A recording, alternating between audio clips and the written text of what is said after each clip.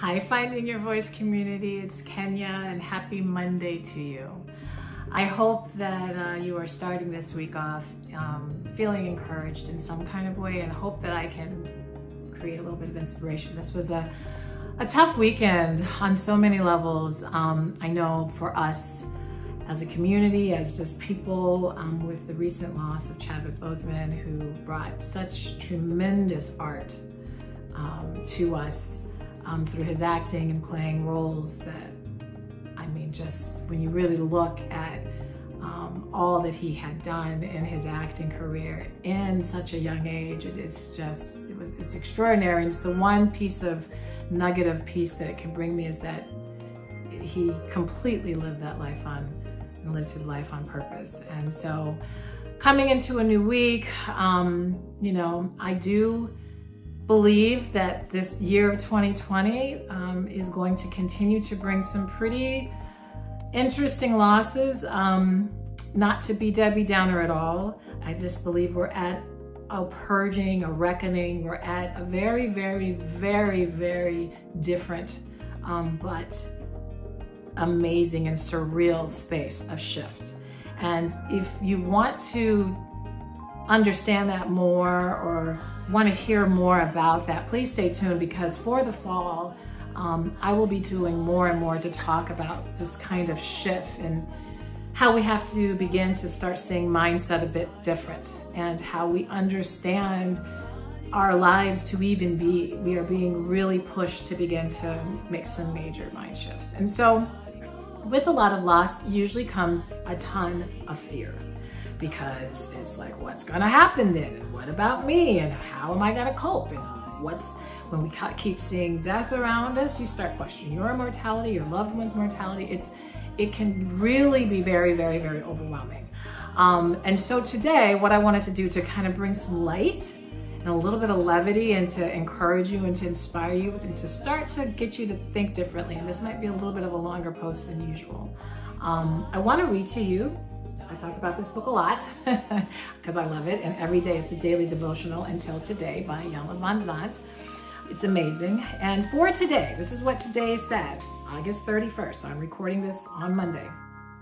I am faith-filled and fear-free because I am learning to swim through painful experiences.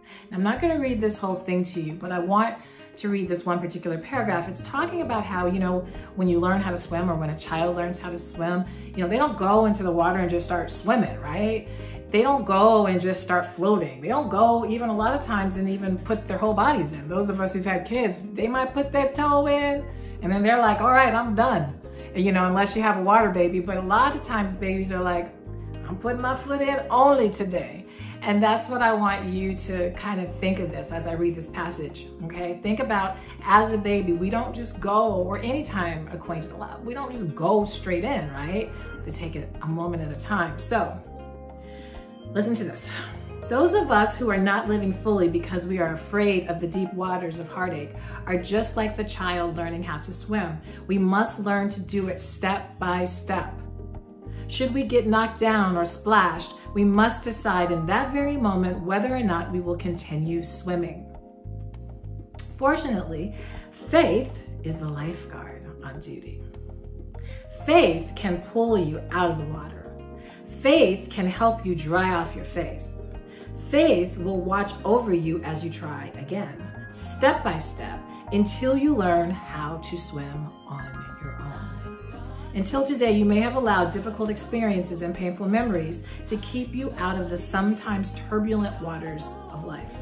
Just for today, stick one body part in the water. Do one thing you swore you would never do again. Let faith hold you up as you swim through it. Today, I am devoted to living by faith and opening myself to a fuller experience of life. You may need to replay this. You may need to rewind. Faith. Faith. Hope. The belief in something bigger than us. We have to move in that. That's how we push through painful experience. Painful experience don't just float away. We have to exercise our faith. And a lot of times we hear that a lot. And we've been able to get really distracted in our human existence in this past several decades. And now the distraction is much harder to get distracted right now. We have to put our feet in the water, then our legs, then our butt, then our shoulders. And then you know what happens when you put your whole head in? Whew, it warms up a bit, and then you feel a little bit more ready to, all right, let's see. Okay? So I just want to encourage you. I know there's a lot of loss happening, but understand, often with a lot of loss is eventual abundance. So put on your seatbelts, put on your big girl's panties, pray, be still, cry, mourn, grieve, but understand that this is a part of the road and pathway to fuller life. It really is. Loss is a path to fuller life, as long as we create mindset, faith, and intention. So, sorry for the long video this week, but I really wanted to get this out to you. I'll talk to you soon.